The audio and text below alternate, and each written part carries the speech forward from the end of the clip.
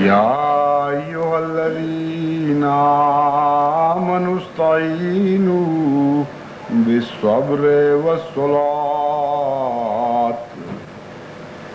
إن الله مع الصابرين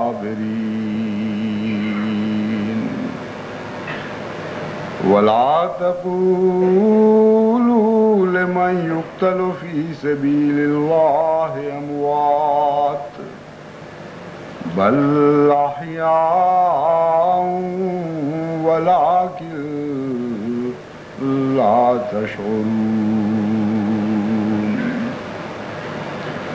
وليبلونكم بشيء من الخوف والجوع ونقص من الأموال والأنفس والثمرات وبشر الصابرين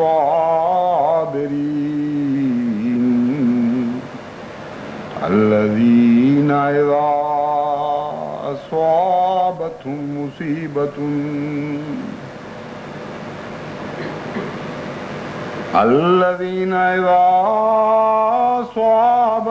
مصيبة قالوا إنا لله وإنا إليه راجعون أولئك عليهم صلوات من ربهم ورحمة أولئك عليهم صلوات من ربهم ورحمة وأولئك هم المهتدون.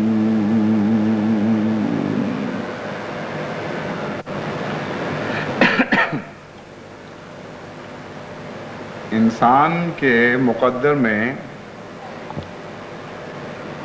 خوف بھی ہے اور بھوک بھی ہے اور اموال کا نقصان بھی ہے اور جانوں اور پھلوں کا نقصان بھی ہے، اور اس امر کا مذہب سے کوئی تعلق نہیں۔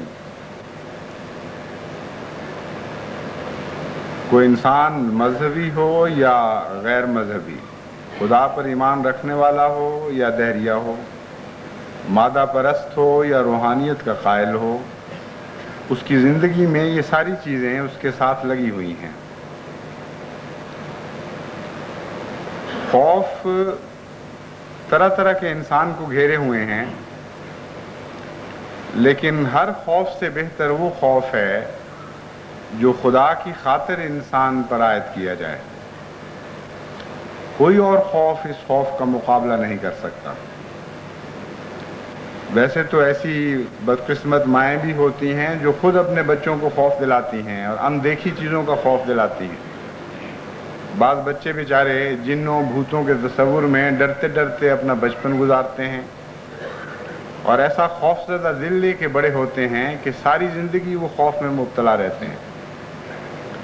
بعض قومیں ہیں جن کو خوف گھیرے ہوئے ہیں کئی قسم کے، بعض بادشاہتیں ہیں جن کو یہ خوف ہے کہ کسی وقت ہمارا تختہ نہ الٹ دیا جائے، بعض حکومتیں دوسری حکومتوں کا خوف کھا رہی ہیں، بعض اقتصادی نظام بعض دوسرے اقتصادی نظاموں کا خوف کھا رہے ہیں۔ تو خوف سے تو کوئی مبرہ نہیں، ناممکن ہے کہ انسان خوف کے بغیر زندگی گزار سکے، مگر قرآن کریم ایک ایسے خوف کا ذکر فرماتا ہے جو محض للہ ہو، انسان کا کوئی قصور نہ ہو، کوئی اس کی خواہش نہ ہو جو کسی دوسرے کی خواہش پر بد اثر ڈالنے والی ہو، کوئی اس کی حرص نہ ہو جس حرص کے نتیجے میں کسی غیر کا نقصان ہوتا ہو، کوئی علاقہ فتح کرنے کی تمنا نہ ہو، کوئی جبر اور حکومت کی تمنا اس کے دل میں نہ ہو، کوئی مراد ایسی نہ ہو جو دوسرے کی مراد سے ٹکراتی ہو، بلکہ خالصتاً وہ بنی نوع انسان کی بہبود کے لیے کوشاں ہو اور نیک ارادے رکھتا ہو۔ ایسا انسان جس سے کسی دوسرے انسان کو کوئی خوف نہ ہو، وہ جب غیروں سے ایسے حالات دیکھتا ہے، ایسے بد ارادے اس کو نظر آتے ہیں کہ ان کے نتیجے میں بظاہر اس کے دل میں خوف پیدا ہونا چاہیے، لیکن اپنے کسی قصور کے نتیجے میں نہیں، بلکہ فی الحقیقت اپنی بعض نیکیوں کے نتیجے میں اس کو خوف لاحق ہو جاتا ہے غیروں سے۔ ایسے خوف کا خدا ذکر فرماتا ہے کہ یہ خوف محض اللہ کی خاطر اس پر عائد کیا گیا۔ ایسے خوف کو خدا تعالیٰ خوشخبری کے طور پر پیش کرتا ہے، ڈرانے کے طور پر نہیں، انذار کے طور پر نہیں۔ فرماتا ہے کچھ میرے نیک بندے ہیں، ان کے مقدر میں ایسا خوف بھی ہوتا ہے کہ جو خوف محض خدا کی خاطر ان پر ڈالا جاتا ہے، باوجود اس کے کہ ان کی طرف سے کسی کو کوئی خوف نہیں ہوتا۔ ان کا قول سلام ہوتا ہے، ان کا فعل سلام ہوتا ہے، وہ ہر ایک کو امن کی دعوت دیتے ہیں، اپنی طرف سے بے خوفی کا پیغام دیتے ہیں۔ اس کے باوجود بعض لوگ ان پر ایسی مصیبتیں کھڑی کرنے کی کوشش کرتے ہیں کہ پیشتر اس کے کہ وہ مصیبتیں عملی جامہ پہنے ایک خوف کی حالت طاری کر دی جاتی ہے۔ اللہ تعالیٰ فرماتا ہے ایسی صورت میں ہم تمہیں آزمائیں گے بشیء من الخوف، ایک خاص قسم کے خوف میں سے ایک حصہ تمہیں دیا جائے گا، اور اس وقت تم آزمائش میں مبتلا ہوگے۔ اگر تو واقعتاً یہ خوف خدا کی خاطر ہے تو تمہیں یہ خوف متاثر نہیں کر سکے گا، تمہیں یہ خوف اس طرح ڈرا نہیں سکے گا جیسے اہل دنیا کو دنیا کے خوف ڈرا دیا کرتے ہیں۔ یہ ہے ابتلا کا معنی، آزمائش کا معنی۔ اس کا ہرگز یہ مطلب نہیں کہ مسلمان جو سچا مومن ہو، جو اللہ پر توکل رکھتا ہو، وہ خوف کے نتیجے میں خوف زدہ اور ہیبت زدہ ہو جاتا ہے، کیونکہ قرآن کریم کی دوسری آیت اس مضمون کی نفی فرما رہی ہے۔ اللہ تعالیٰ واضح طور پر فرماتا ہے الا ان اولیاء اللہ لا خوف علیہم ولا هم یحزنون، کہ دیکھو اللہ کے دوست جو اللہ کے ہو جاتے ہیں ان کے اوپر تو کوئی خوف نہیں ہوتا۔ تو بے شیء من الخوف کا یہاں مطلب یہ ہوگا کہ دنیا کی طرف سے خوف پیدا کرنے کی کوشش کی جاتی، دنیا کی طرف سے خوف پیدا کرنے کی کوشش کی جائے گی، اور اس وقت اللہ آزمائے گا اپنے بندوں کو، جو اس کے ہوں گے ان کے دل پر اس خوف کا کوئی اثر نہیں ہوگا۔ جو اللہ کے نہیں ہوں گے یا کسی حد تک غیر کی ملونی ان کے دلوں میں شامل ہوگی، اس حد تک وہ اس خوف سے متاثر ہو جائیں گے۔ پھر اسی طرح یہی آیت کریمہ ہمیں بتاتی ہے کہ بھوک بھی انسان کے مقدر میں ہے۔ بڑے سے بڑا امیر آدمی بھی ہو، اس کے اوپر بھی ایسے حالات آ جاتے ہیں کہ کسی نہ کسی وقت وہ بھوک کا شکار ہوتا ہے۔ پیسہ ہونے کے باوجود بعض دفعہ ایسی حالت میں پکڑا جاتا ہے کہ اس کا پیسہ اس کے لیے کچھ خوراک کا انتظام کر نہیں سکتا۔ بڑی بڑی امیر قومیں ہیں جن کے ہاں کھانا اتنا ضائع ہو رہا ہوتا ہے کہ بعض غریب قومیں ان کے ضائع شدہ کھانے پر پل سکتی ہیں، لیکن بعض ایسے حالات آتے ہیں کہ وہ بھی بھوک کا شکار ہو جاتی۔ گزشتہ جنگ عظیم میں انگلستان کی حکومت، جو کسی زمانے میں بہت ہی بڑی اور قوی حکومت سمجھی جاتی تھی، جن کا اقتصادی نظام بہت مستحکم تھا، اس حکومت کے باشندوں کے لیے بھی، اس ملک کے باشندوں کے لیے بھی ایسی بھوک کا سامنا کرنا پڑا کہ ان کے امیر، ان کے غریب، ان کے چھوٹے، ان کے بڑے، ساروں کو لباس الجوع پہنا دیا گیا، یعنی بھوک ان کا لباس بن گئی تھی۔ چھوٹی چھوٹی چیزوں کے لیے وہ ترستے تھے، میٹھا دیکھنے کو ان کی آنکھیں ترس گئی تھیں، عام کھانے کی چیزیں مثلاً ڈبل روٹی، جو وہ عام اس کی کوئی حیثیت ہی نہیں سمجھی جاتی وہاں کی خوراک میں، اس کے لیے بھی لائنیں لگانی پڑتی تھیں، بڑے بڑے لمبے کیو ہوتے تھے، اور بڑا خوش قسمت ہوتا تھا جسے ڈبل روٹی مل جائے۔ جرمنی میں ایک ایسی حالت آئی فاقے کی کہ بعض اوقات دنوں کے فاقے کرنے پڑتے تھے لوگوں کو، اور جو حالات میں نے مطالعہ کیے ہیں اس زمانے کے، حیران رہ جاتا ہے انسان کہ کتنی سخت جانی کے ساتھ، کتنی ہمت کے ساتھ ان قوموں نے ان تکلیفوں کو برداشت کیا ہے اور ان کا مقابلہ کیا ہے۔ تو جو بھی انسان کے مقدر میں ہے، اور بعض اوقات انسان ایک لمبے عرصے تک اس میں آزمایا نہیں جاتا، اس سے نہیں آزمایا جاتا۔ بعض دفعہ جب پکڑ لیتی ہے خدا کی تقدیر، تو چھوٹا ہو یا بڑا ہو، وہ سارا، ان میں سے ہر ایک انسان لازماً جو کو چکھتا ہے۔ قرآن کریم نے اس کا محاورہ استعمال فرمایا ہے، لباس الجو۔ ایسے وقت آتے ہیں کہ جب ہم قوموں کو بھوک کا لباس پہنا دیتے ہیں، یعنی ان کے لیے چارہ نہیں رہتا بھوک کے سوا، ان کا اوڑھنا بچھونا ہو جاتی ہے بھوک۔ تو دنیا میں بسنے والے دنیا کی خاطر بھی بھوک کا شکار ہو جاتے ہیں۔ اللہ تعالیٰ فرماتا ہے کہ میں اپنے بندوں کو بھی اپنی خاطر تھوڑی سی بھوک سے آزمانے والا ہوں۔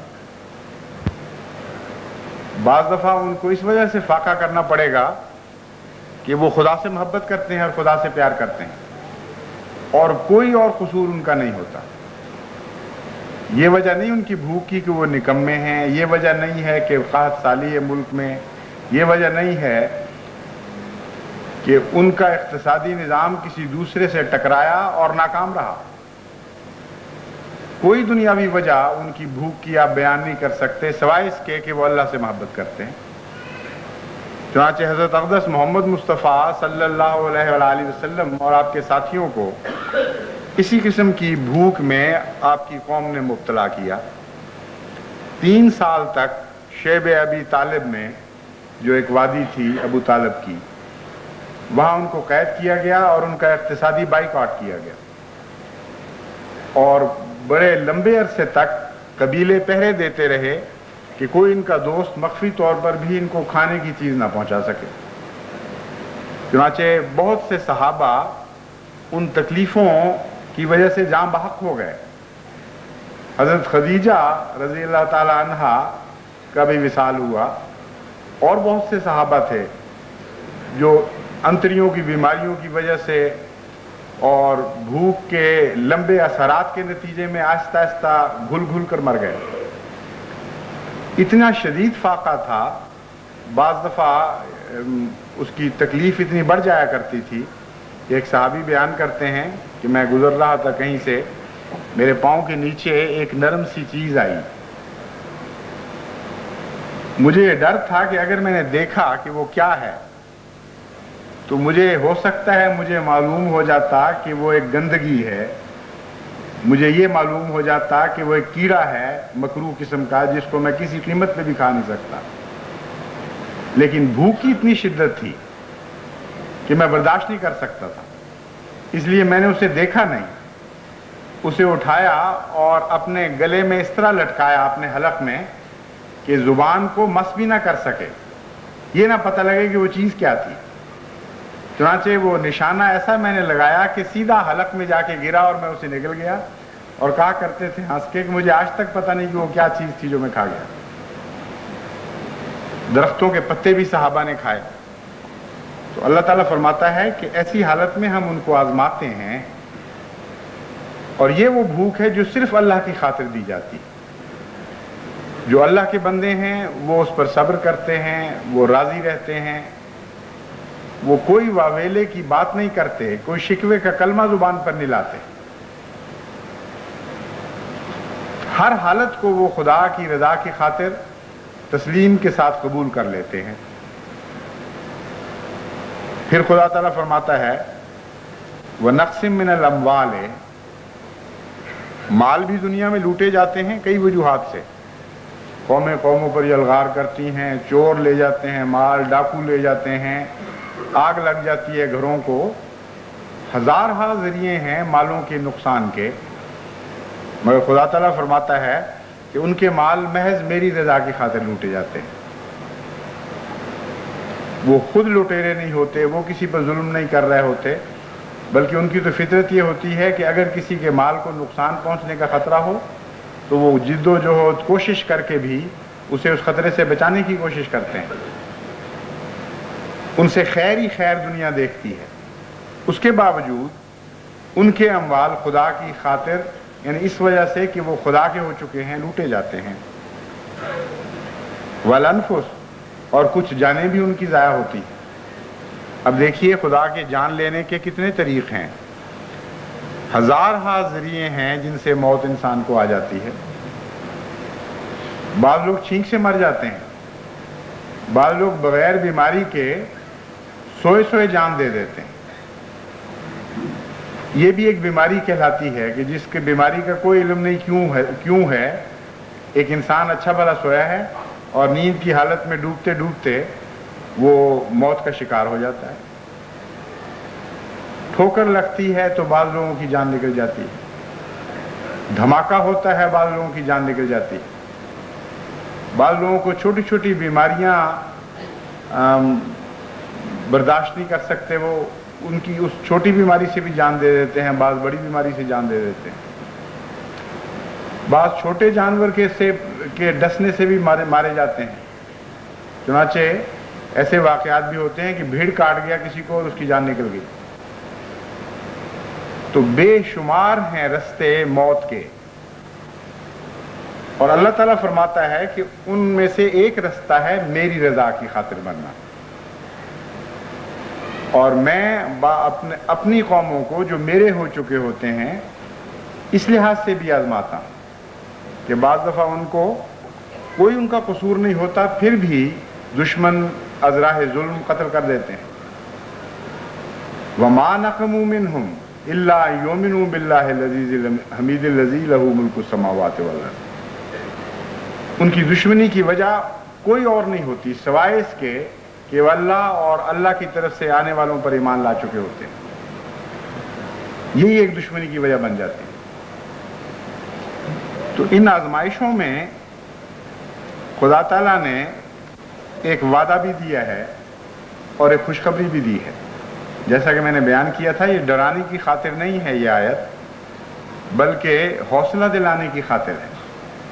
اللہ تعالیٰ یہ بتانا چاہتا ہے کہ عام دنیا میں انسان اسی طرح زندہ رہتے ہیں، کئی قسم کی مصیبتوں کا شکار ہوتے ہیں، اور ان کی مصیبتیں تمہاری مصیبتوں سے زیادہ ہوتی ہیں۔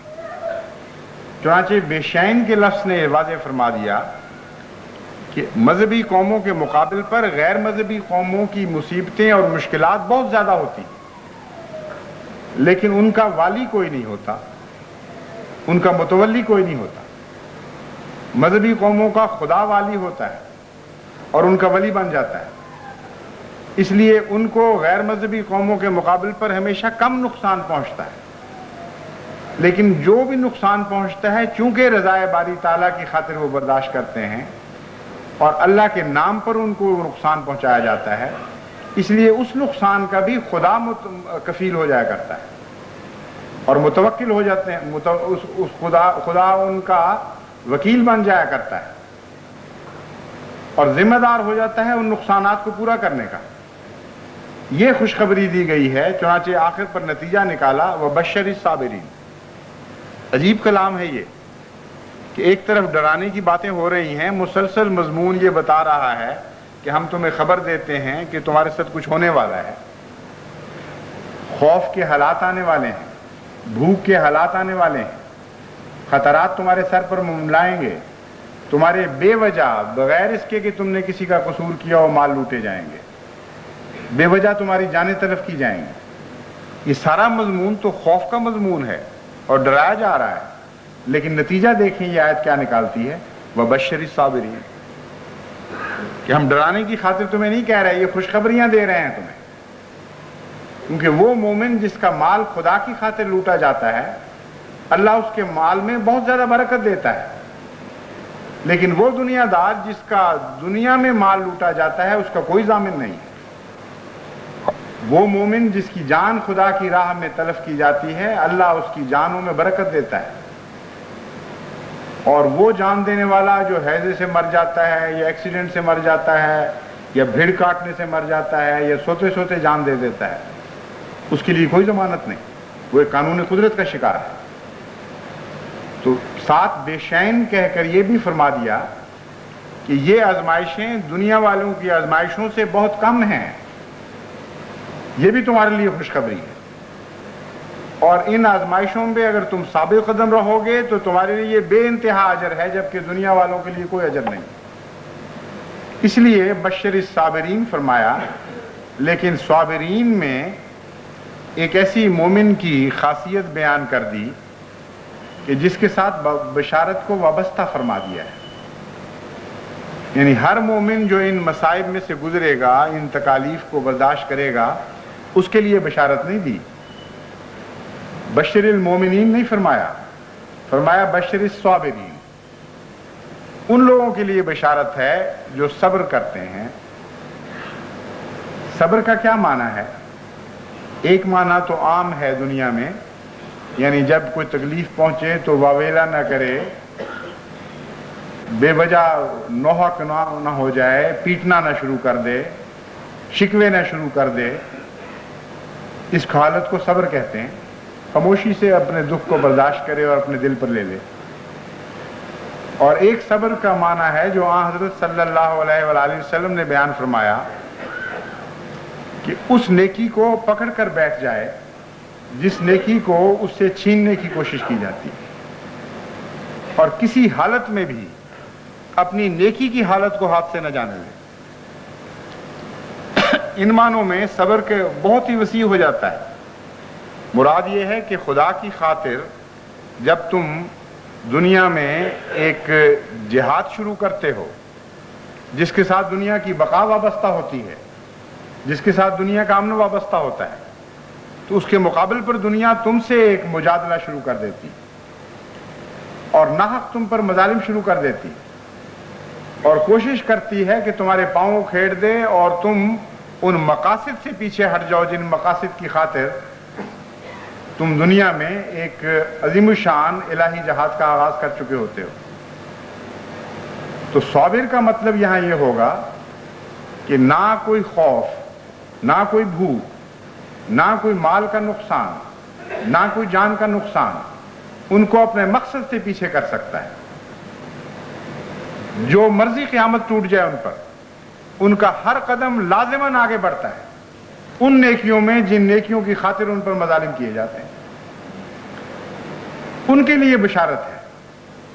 اللہ تعالیٰ فرماتا ہے تم ایسے لوگوں کے لیے ہم بشارت دیتے ہیں کہ لا متناہی ترقیات ہے۔ الذین اذا اصابتہم مصیبۃ قالوا انا للہ و انا الیہ راجعون۔ جب ان پر کوئی مصیبت ٹوٹتی ہے تو وہ یہ کہتے ہیں انا للہ ہے، ہم تو اللہ ہی کے ہیں اور اللہ ہی کی وجہ سے ہم پر ایک مصیبت ٹوٹ رہی ہے۔ اس کا نتیجہ کیا نکلے گا؟ انا الیہ راجعون، یہاں بھی اس کے دو معنی ہیں۔ ایک معنی تو عام یہ کیا جاتا ہے کہ ہم اللہ کی طرف مرنے کے بعد لوٹ جائیں گے، لیکن ہر مصیبت کے نتیجے میں تو موت واقعہ نہیں ہوتی۔ مصیبتیں تو کئی قسم کی خدا بیان فرما چکا ہے۔ خوف کے نتیجے میں تو فوراً اللہ تعالیٰ کی طرف انسان نہیں لوٹ کے جایا کرتا، یا بھوک کے نتیجے میں تو ہر بھوکا مر نہیں جایا کرتا، مال لوٹنے سے تو نہیں سب مر جایا کرتے۔ تو یہاں ہر مصیبت کے نتیجے میں جب وہ یہ کہتے ہیں انا للہ و انا الیہ راجعون، تو اس کا کیا مطلب ہے؟ اس کا مطلب یہ ہے کہ وہ یہ کہتے ہیں کہ تم مصیبتیں ہم پر اس لیے ڈال رہے ہو کہ ہم اپنے خدا سے دور ہٹ جائیں، لیکن تمہاری عائد کردہ مصیبتیں ہمیں اور زیادہ خدا کے قریب کر دیتی، ہم اپنے رب کی طرف اور تیزی کے ساتھ لوٹ جاتے ہیں۔ چنانچہ حضرت مسیح موعود علیہ السلام نے ایک شعر میں دراصل اسی آیت کی تفسیر فرمائی ہے۔ آپ فرماتے ہیں عدو جب بڑھ گیا شور و فغاں میں، نہاں ہم ہو گئے یار نہاں۔ انا للہ و انا الیہ راجعون کی ایک یہ تفسیر ہے کہ تم عجیب بے وقوف لوگ ہو کہ تمہاری ہر کوشش الٹ جاتی ہے، ہر محنت تکارت جاتی ہے، تم جو نتیجہ حاصل کرنا چاہتے ہو اس سے محروم رہ جاتے ہو۔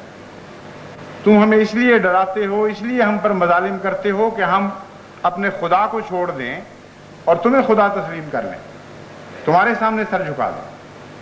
لیکن یہ مصیبتیں ہمیں دور ہٹانے کی بجائے اور زیادہ اپنے رب کے قریب کر دیتی ہیں، اور زیادہ ہم اپنے رب کی پناہ میں آ جاتے ہیں. تو انا للہ و انا الیہ راجعون میں جو طرز بیان ہے وہ بہت پیاری ہے. راجعون فعل نہیں ہے بلکہ ایک اسم کی حالت میں اس مضمون کو بیان فرمایا ہے. راجعون کا لفظ ہے ہماری، راجعون کا معنی ہے ہماری تو فطرت یہ ہے، ہماری زندگی کا یہ عادت حصہ بن چکی ہے کہ جب بھی ہمیں خدا کے نام پر ڈرایا جائے گا اور تکلیف پہنچائی جائے گی تو ہمارا رخ لازماً خدا ہی کی جانب ہوگا. خدا سے دوری کی جانب کبھی نہیں ہو سکتا. تو جس قوم کی یہ تقدیر ہو کہ ہر حالت اس کو اپنے مقصد کے قریب تر کر دے اور دور نہ کر سکے، اس کو یہی کہا جائے گا کہ بشر الصابرین، اے محمد مصطفیٰ، اے میرے رسول، خوشخبری دے دے صبر کرنے والوں کو. ان لوگوں کے مقدر میں کوئی گھاٹا اور کوئی نقصان نہیں ہے. یعنی لوگوں کی کوششیں تو مقصد سے دور کیا کرتی ہیں، یعنی دشمنوں کی کوششیں دنیا میں اپنے دشمنوں کو مقصد سے دور کر دیا کرتی. اور یہ عجیب قوم ہے جن کی دشمنی جب بڑھتی ہے ان کو مقصد کے اور قریب کر دیا کرتی. اولئک علیہم صلوات من ربہم ورحمہ واولئک هم المہتدون. یہی وہ لوگ ہیں جن پر اللہ تعالیٰ صلاۃ بھیجتا ہے. صلی علی محمد جب آپ کہتے ہیں تو صلاۃ کا کیا معنی ہے؟ کبھی اس پر غور کریں. ہر وہ چیز جو بہتر ہے، ہر وہ چیز جو اللہ کی طرف سے بطور رحمت نازل ہوتی ہے، اس کو صلاۃ کہا جاتا ہے ان معنوں میں. تو آن حضرت صلی اللہ علیہ وآلہ وسلم کی نسبت سے صلاۃ کے معنی روشن ہوتے ہیں. جب ہم کہتے ہیں صلی علی محمد تو چونکہ آن حضرت صلی اللہ علیہ وآلہ وسلم اپنے رب سے بہترین کے حقدار ہیں، تو صلاۃ کے معنی اس معنی یہ بنیں گے کہ اے خدا، جو تیرا سب کچھ، تیری ساری کائنات میں سے جو سب سے اچھا ہے وہ ہمارے آقا و مولا حضرت محمد مصطفیٰ صلی اللہ علیہ وآلہ وسلم کو عطا کر دے. تو جب خدا یہ فرماتا ہے اولئک علیہم صلوات من ربہم ورحمہ، کہ یہی وہ لوگ ہیں جن پر اللہ تعالیٰ کی طرف سے صلاۃ نازل ہوتی ہے اور اس کی رحمت نازل ہوتی ہے، تو اس کے معنی بھی یہ ہوں گے کہ دنیا تو ہر بری چیز ان کی طرف پھینک رہی ہوتی ہے اور خدا کے فرشتے ہر اچھی چیز ان کے اوپر نازل فرما رہے ہوتے ہیں، اور کثرت کے ساتھ اللہ تعالیٰ ان پر صلاۃ بھیجتا ہے اور ان سے رحمت کا سلوک فرماتا ہے. اولئک هم المہتدون، یہی وہ لوگ ہیں جو ہدایت پانے والے ہیں. یہ وہ کیفیت ہے جو ایک دائمی حالت کا نام ہے. جب سے دنیا میں نبوت ظاہر ہوئی، ہمیشہ سے یہ آیت یا اس آیت کا مضمون کار فرما رہا ہے. ایک دن بھی ایسا نہیں آیا کہ اللہ کے نام پر کسی نے کوئی آواز بلند کی ہو اور مخالفوں نے ان کے ساتھ وہ سلوک نہ کیا ہو جن کا اس آیت میں ذکر ہے. اور ایک دن بھی ایسا نہیں آیا کہ جب مخالف اپنے اس سلوک کے نتیجے میں کامیاب ہو گئے. ایک دن بھی ایسا نہیں آیا جبکہ وہ لوگ جن کو خدا کی خاطر ظلموں کا نشانہ بنایا جاتا ہے وہ ناکام ہو گئے. ان کے مقدر میں ہمیشہ کامیابی ہوتی ہے.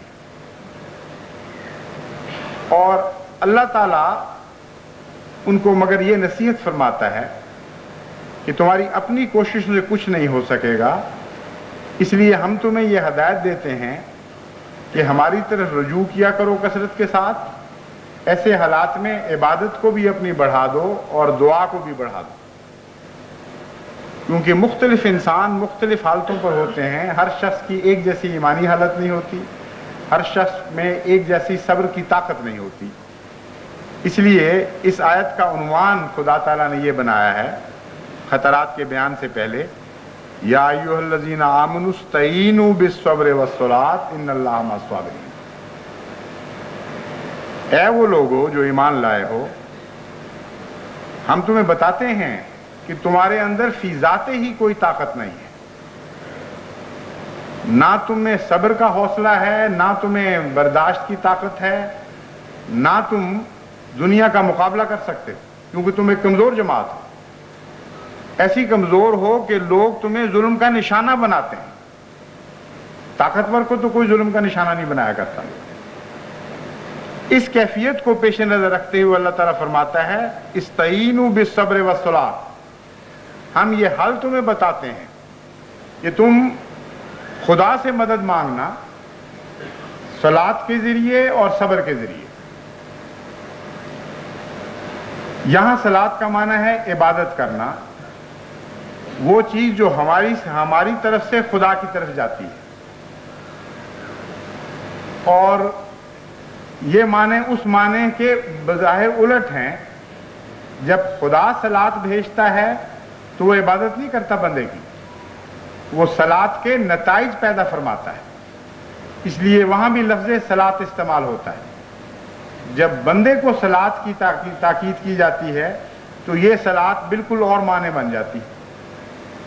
یہاں ہے عبادت کرنا، خدا کے حضور جھکنا، اپنا کچھ نہ رہنے دینا، سب کچھ اس کا بنا دینا، اس سے پیار اور محبت کا تعلق جوڑنا۔ اور اس کی تشریح نماز میں حضرت صلی اللہ علیہ وآلہ وسلم نے ہمیں یہ بتائی، جو اتحیات میں ہم پڑھتے ہیں التحیات للہ والصلوات والطیبات، کہ صلوات کیا چیز ہیں؟ یہ اتحیات ہیں، یہ تحفے ہیں۔ صلوات میں بہترین کا مضمون وہاں بھی تھا جہاں خدا بندے پر صلاۃ نازل فرماتا ہے، اور بہترین کا مضمون یہاں بھی ہے جہاں بندہ عبادت کے ذریعے خدا کا قرب ڈھونڈتا ہے۔ ایسا حیرت انگیز کامل نظام ہے اسلام کا کہ ہر چیز ایک دوسرے کے ساتھ مربوط ہے۔ جب بندے کو صلاۃ کا حکم دیا تو اس کا معنی یہ کر دیا خود ہی التحیات ہو۔ صلاۃ نام ہے تمہارے تحفوں کا، اور یہ جاہل سے جاہل آدمی بھی جانتا ہے کہ تحفہ چنتے وقت انسان گندی چیز نہیں چنا کرتا، ادنا چیز نہیں چنا کرتا، بلکہ بہترین چنتا ہے، اور اس کی پیکنگ بھی بعض دفعہ بہت اچھی کرتا ہے، بہت خوبصورت اور رنگ میں سجا کر پیش کرتا ہے۔ تحفے کے اندر یہ بات داخل ہے کہ سب سے اچھی چیز ہو، اور تحفہ ہر دوسرے مالی تبادلے سے مختلف چیز ہے۔ صدقہ دیتے وقت بعض لوگ جو یہ نہیں سمجھتے کہ خدا کی خاطر دے رہے ہیں، وہ ادنا چیز چن لیا کرتے ہیں۔ ٹیکس دیتے وقت لوگ کم سے کم دینے کی کوشش کرتے ہیں۔ جب زمینوں کی حد بندی ہو رہی ہو اور کچھ زمین دینی پڑے تو وہ کلر والا ٹکڑا چنیں گے یا ناکارہ چنیں گے کہ یہ دے دیا جائے۔ صرف ایک تحفہ ہے جس میں تحفہ دینے والا بہترین چیز چنتا ہے، اور اگر وہ بدترین چنے گا تو وہ تحفہ رہے گا ہی نہیں۔ تحفے کی ذات کے خلاف ہے یہ بات کہ گندی چیز دی جائے۔ تو اللہ تعالیٰ فرماتا ہے ہم تمہیں نصیحت کرتے ہیں، ایسے واقعات آنے والے ہیں کہ جن کے نتیجے میں تمہیں صلاۃ کی ضرورت پڑے گی، اور صلاۃ اس عبادت کو کہتے ہیں جو بہترین ہو، جس میں انسانی زندگی کا بہترین حصہ شامل ہو، پیار اور محبت کے نتیجے میں کی جائے۔ اور تحفے نے ہی یہ بات بھی ہم پر روشن کر دی کہ عبادت قبول نہیں ہو سکتی جب تک اس میں محبت الہی نہ ہو، کیونکہ تحفہ صرف محبت کے نتیجے میں ہوتا ہے، جبر کا اس میں کوئی پہلو نہیں ہے۔ بیگار کا نام تو تحفہ نہیں رکھا جا سکتا، ٹیکس کا نام تو تحفہ نہیں رکھا جا سکتا۔ تحفہ تو ہے ہی وہ جو دل کو مجبور کر دے، اور تکلیف بھی انسان اٹھائے تو اس میں مزہ حاصل کر رہا ہو۔ تو اللہ تعالیٰ فرماتا ہے کہ ایسی عبادت کرو جس کی وجہ محبت الہی ہو، اس عبادت میں تمہارا پیار جان ڈال دے، ایک زندگی پیدا کر دے، اور ایسی حالت میں اپنے رب سے مدد مانگا کرو کہ تمہارا دل غفور محبت سے اس کے لیے اچھل رہا۔ वस्सब्र, और नमाज पर सब्र से कायम हो जाओ, किसी हालत में भी इस सलात की हालत को नहीं छोड़ना। और दूसरा माना है इस्तईनु बिस्सब्र, बज़ाहिर अगर तुम्हारी दुआ कबूल ना भी होती हो तब भी तुमने दुआ नहीं छोड़नी। बज़ाहिर तुम ये देख रहे हो कि खुदा ताला से हम मांग रहे हैं और वो नहीं दे रहा, तो इस्तईनु बिस्सब्र का मतलब ये है कि तुमने पीछे नहीं हटना, मांगते चले जाना है। जैसा कि बारहा हज़रत खलीफतुल मसीह सानी ये मिसाल दिया करते थे औलियाउल्लाह की हकायात में से, वही मिसाल सादिक आती है इस आयत पर। एक वली के मुतालिक बयान किया जाता है कि वो हर रोज रात को तहज्जुद में एक दुआ मांगा करता था, और हर रोज अल्लाह ताला की तरफ से उसको आवाज आया करती थी कि हमने तेरी दुआ कबूल नहीं की। उसका एक मुरीद था जो उसके साथ खड़ा हुआ करता था, चंद दिन उसको भी ये आवाज आई। बाद इल्हामात में साथियों को भी शामिल कर लिया जाता है। चुनांचे ये तो हज़रत सल्लल्लाहु अलैहि वसल्लम से भी साबित है कि वही ये कुरान के बाज़ दफ़ा कातिबों को भी वही लफ्ज़ सुनाई दिए। तो बहरहाल उसको भी ये आवाज़ आती थी कि खुद ये दुआ कर रहा है मेरा पीर, और अल्लाह कहता है कि तेरी दुआ नामकबूल। चंद दिन में वो थक गया और बेजार हो गया। उसने अपने पीर व मुर्शिद से अर्ज की कि ये क्या हालत में देख रहा हूं, रोजाना अल्लाह ताला आपसे फरमाता है कि मैं रद्द कर दी है आपकी दुआ, और रोजाना उठकर फिर वही दुआ शुरू कर देते। उन्होंने कहा तुम इतनी जल्दी थक गए हो, मैं 12 साल से ये दुआ कर रहा हूं और मैं नहीं थका, क्योंकि मैं जानता हूं कि वो मालिक है और मैं फकीर हूं। फकीरों का काम मांगना है और मालिक का काम है चाहे तो दे चाहे तो ना दे। इसलिए मैं तो बहरहाल अपनी अबूदियत की हालत को कायम रखूंगा और मांगता चला जाऊंगा। जब उसने ये फिक्रा कहा तो उस वक्त उसको इल्हाम हुआ कि ऐ मेरे बंदे, मैंने तेरी ये दुआ भी कबूल कर ली है, और इस अरसे में तूने जितनी दुआएं मांगी हैं वो सारी कबूल कर ली।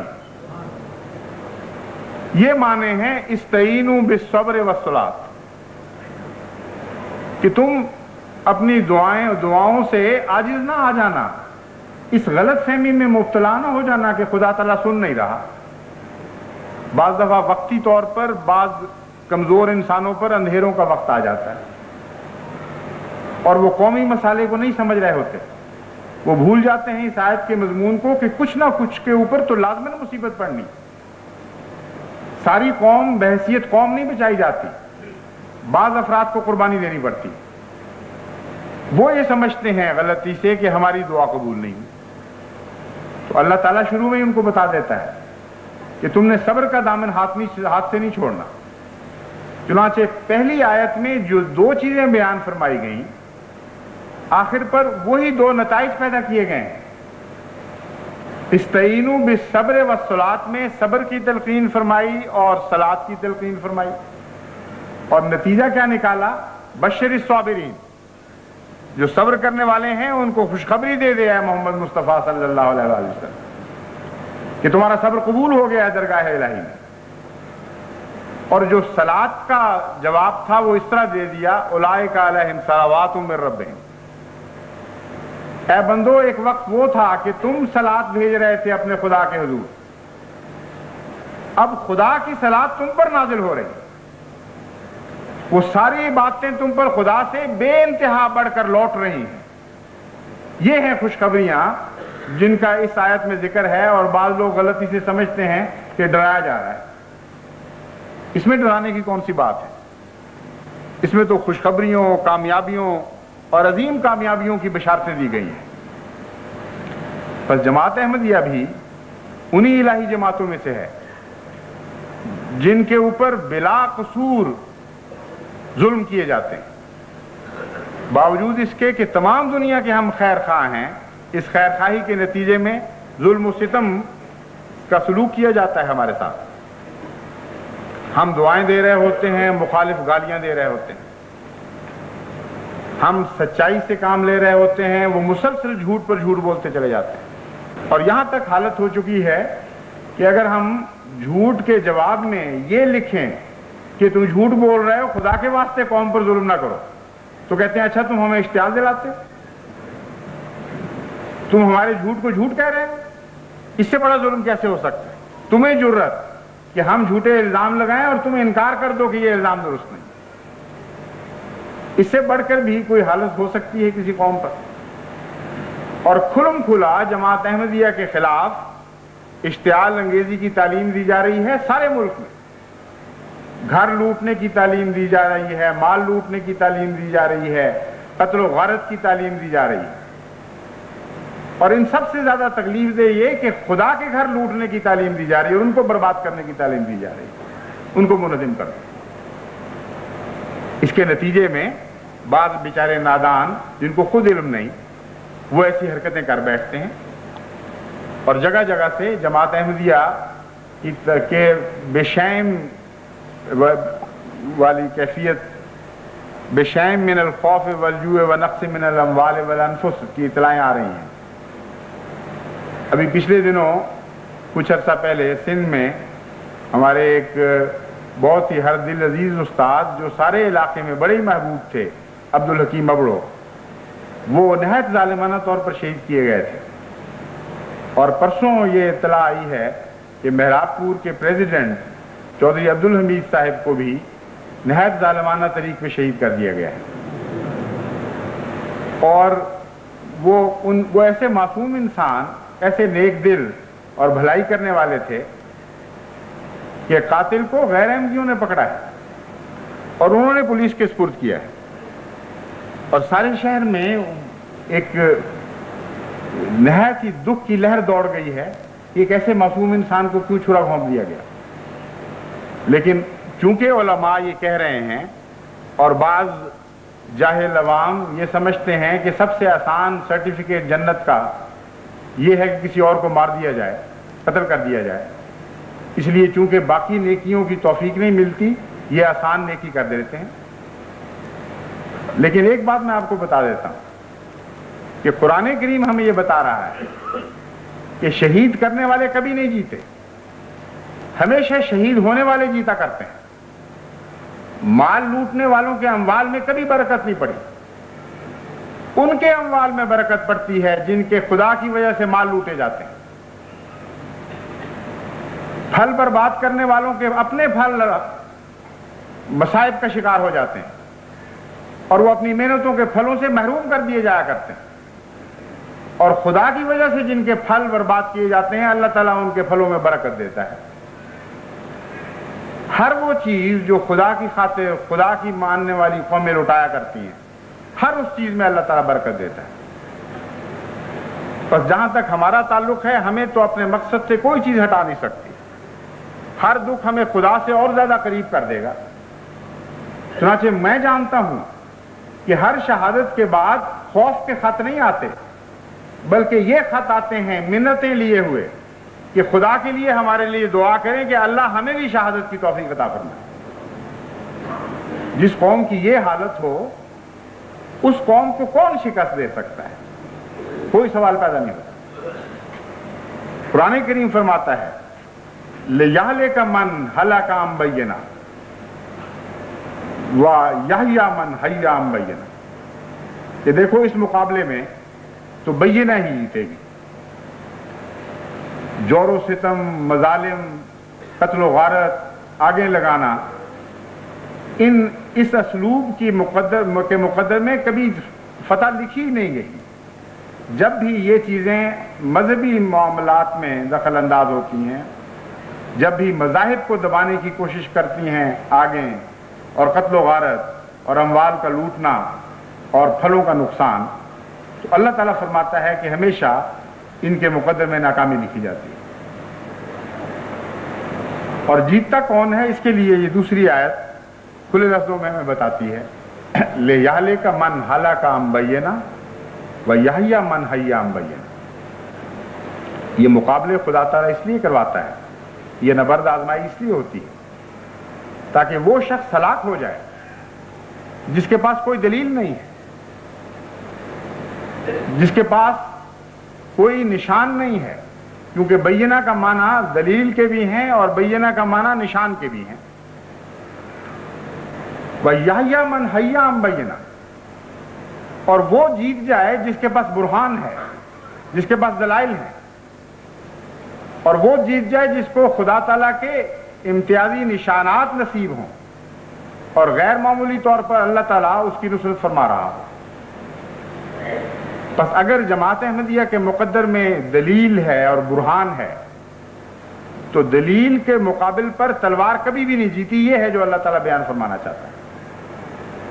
اور دلیل کے مقابل پر جب تلوار آتی ہے تو تلوار ٹکڑے ٹکڑے ہو جایا کرتی ہے اور ضرور ناکام ہوا کرتی ہے. اور ہر ایسے مقابل میں ایک نئی زندگی ملتی ہے دلیل والوں کو. وہ فلسفہ حیات جو زندہ رہنے کے قابل ہے وہ لازماً زندہ رہا کرتا ہے. وہ فلسفہ حیات جو مٹ جانے کے لائق ہے وہ لازماً مٹ جایا کرتا ہے. مزید برآں یہ کہ بینہ کا ایک معنی ہے اللہ تعالیٰ کی طرف سے غیر معمولی نصرت، ایسا نشان جو فرق ظاہر کر دے ان لوگوں میں جو خدا کے ہیں اور ان لوگوں میں جو خدا کے نہیں ہیں. تو اللہ تعالیٰ فرماتا ہے کہ محض ایک عام قانون کے طور پر ہم بیان نہیں کر رہے کہ دلیل والے جیت جایا کرتے ہیں یا وہ فلسفہ حیات زندہ رہا کرتا ہے جس کے اندر قوت استدلال ہو، بلکہ فرماتا ہے اس کے علاوہ آسمان سے بھی نشان ظاہر ہوتے ہیں. اور جب وہ نشان ظاہر ہوتے ہیں تو لازماً ہلاک ہونے والے ہلاک ہو جایا کرتے ہیں اور جن کو خدا زندہ رکھنا چاہتا ہے ان کو نئی زندگی عطا ہو جایا کرتے ہیں. بس آخری خلاصہ ان سب باتوں کو یہی ہے کہ استعینوا بالصبر والصلاۃ. جماعت احمدیہ کو کبھی صبر کا دامن ہاتھ سے نہیں چھوڑنا، صبر کے ہر مفہوم کو صبر کے ساتھ پکڑ کر بیٹھ رہنا ہے اور عبادت میں ترقی کرنی ہے اور عبادت میں محبت ڈال دینی ہے، عبادت میں آنسوؤں کو شامل کر دینا ہے. خشک پودے پھل نہیں دیا کرتے، اسی طرح خشک عبادتیں بھی ضائع ہو جایا کرتی ہیں.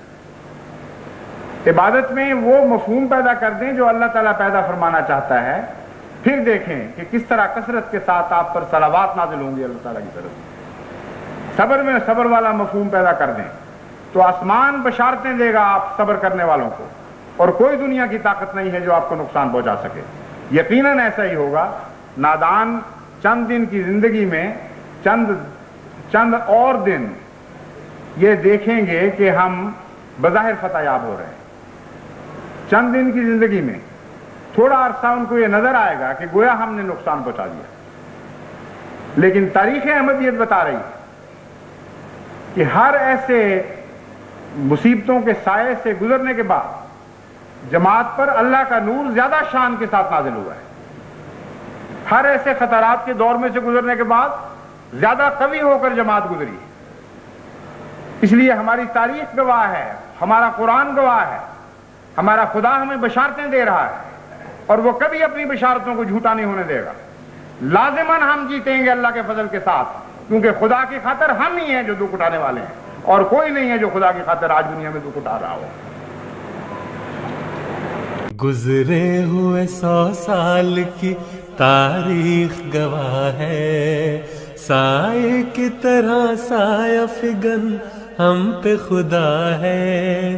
گزرے ہوئے 100 سال کی تاریخ گواہ ہے، سائے کی طرح سایہ فگن ہم پہ خدا ہے.